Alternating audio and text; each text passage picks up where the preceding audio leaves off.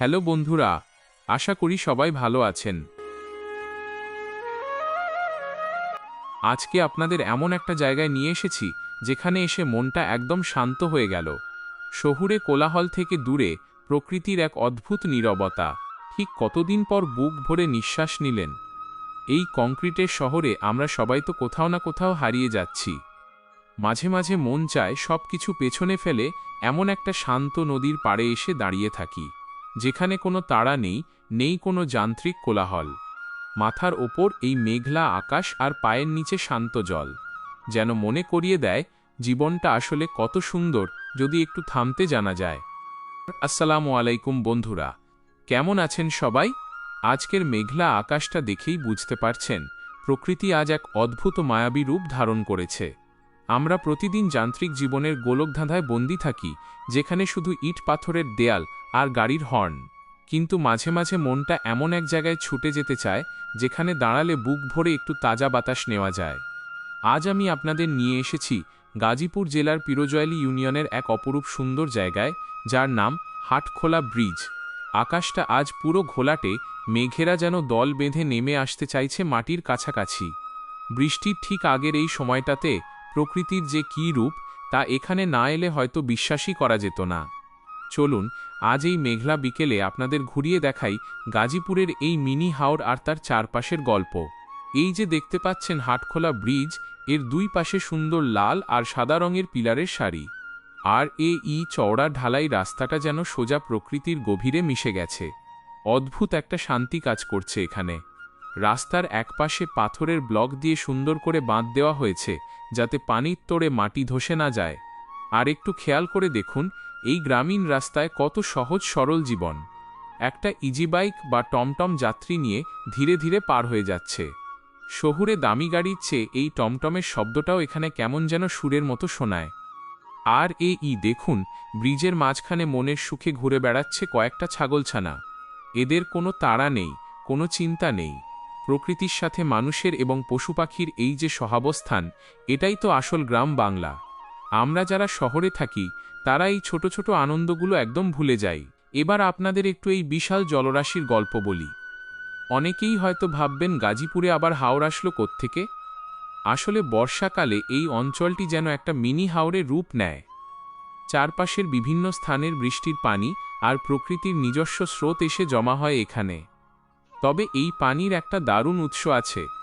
আমাদের সবার পরিচিত গাজীপুর সাফারি পার্কের ভেতর দিয়ে যে সুন্দর খালটি বয়ে গেছে, সেই খালের পানিই মূলত এই আশপাশের নিচু এলাকায় প্রবেশ করে।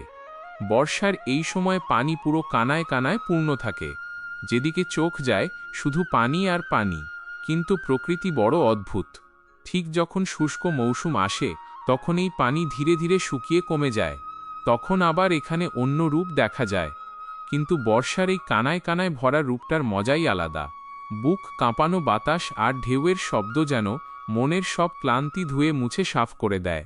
আপনারা যদি পানির দিকে তাকান, দেখতে পাবেন এক বিশাল কচুরিপানার সবুজ গালিচা। প্রকৃতি যেন সবুজ রঙের একটা চাদর বিছিয়ে দিয়েছে এই হাওরের বুকে। আর এই পানিতে লুকিয়ে আছে নানা পদের দেশি মাছ। এই এলাকার মানুষ আর প্রকৃতির সম্পর্কটা কত গভীর, তা এই জেলে ভাইদের দেখলেই বোঝা যায়। এই যে দেখুন, দূরে ছোট ছোট ডিঙি নৌকা নিয়ে জেলেরা ভেসে বেড়াচ্ছেন। কেউ ছুড়ে দিচ্ছেন ঝাঁকি জাল, কেউ বা ধৈর্যের পরীক্ষা দিচ্ছেন বড়শি পেতে। এই হাওরের টাটকা মাছের স্বাদই আলাদা। অনেক সময় দর্শনার্থীরাও এখানে এসে বড়শি নিয়ে বসে যান। মাছ পাক আর না পাক, ওই যে সুতোর মাথায় ফাতনাটার দিকে তাকিয়ে থাকা, এর মধ্যে এক অন্যরকম আত্মতৃপ্তি আছে। জীবনটাও তো ঠিক এই রকম। আমরা সবাই কোনো না কোনো কিছুর আশায় বড়শি পেতে বসে আছি। কখনো ধরা পড়ে সাফল্য, কখনো আবার শুধুই অপেক্ষা। বেলা যত গড়াচ্ছে, দর্শনার্থীদের ভিড় কিন্তু ততই বাড়ছে। বিশেষ করে ছুটির দিনগুলোতে এই হাটখোলা ব্রিজ যেন মেলা প্রাঙ্গণে পরিণত হয়। আর যেখানে বাঙালি আছে সেখানে খাওয়া দাওয়া থাকবে না, তা কি হয়? এই দেখুন, ব্রিজের একপাশে ৩-৪টি চটপটি আর ফুচকার দোকান বসে গেছে। সাথে আছে মুচমুচে ঝালমুড়ি আর গরম বাদাম। মেঘলা বিকেলে ঠান্ডা বাতাসের মধ্যে গরম গরম চটপটি বা ঝালমুড়ি মুখে পুরে দেওয়ার আনন্দই আলাদা। অনেকেই সপরিবারে এসেছেন, কেউ বা এসেছেন বন্ধুদের দল নিয়ে। সবাই ছবি তোলায় ব্যস্ত, কেউ আবার সেলফি তুলছেন এই মেঘলা আকাশকে সাক্ষী রেখে। মানুষের এই হাসিমুখগুলো দেখলে বোঝা যায় যান্ত্রিকতার ভিড়ে মানুষ কতটা ক্ষুধার্ত থাকে একটুখানি প্রকৃতির জন্য। বন্ধুরা, আপনি যদি শুধু ব্রিজের ওপর দাঁড়িয়ে থেকে তৃপ্ত না হন, তবে আপনার জন্য রয়েছে দারুণ এক সুযোগ। এই দেখুন, হাওরের পানিতে ভাসছে একটি বড় ইঞ্জিন চালিত নৌকা।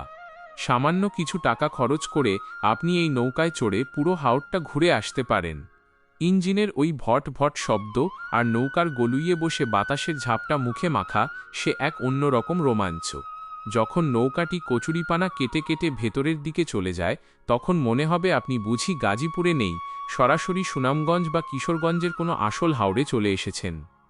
প্রকৃতির এই রূপ সত্যিই মনোমুগ্ধকর। দেখতে দেখতে বিকেল গড়িয়ে সন্ধ্যা নেমে এলো। মেঘলা আকাশটা এখন আরও একটু অন্ধকার হয়ে উঠেছে, হয়তো একটু পরেই ঝুম বৃষ্টি নামবে।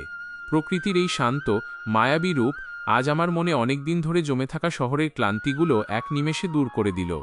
মানুষ আর প্রকৃতির সম্পর্কটা চিরকালের। আমরা প্রকৃতিকে যতই অবহেলা করি না কেন, দিন শেষে মনের শান্তির জন্য আমাদের এই প্রকৃতির বুকেই ফিরে আসতে হয়।